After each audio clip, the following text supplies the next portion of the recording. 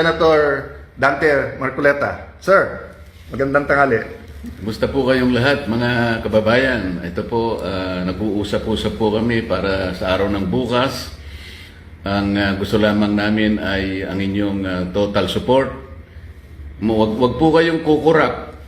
Baka ito na po ang pinakahuling pagkakataon na ang katotohanan, ang katwiran ay mananaig.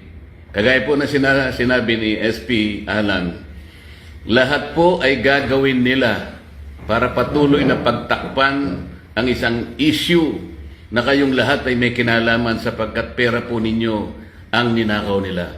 Kaya sinabi ko po, huwag kayong kukurap.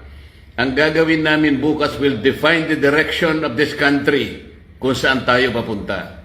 Salamat po sa inyong lahat at sa inyong suporta. So, thank you very much, Kuya Dante. So, ulitin ko lang po ha. Kaya pinapaswear, di ba? To tell the truth, the whole truth, and nothing but the truth. Kasi may half-truth, may tinatago na truth, mayroon pong lies, no? Series of hearings to. Pag naumpisahan po natin bukas, nandyan na yung momentum.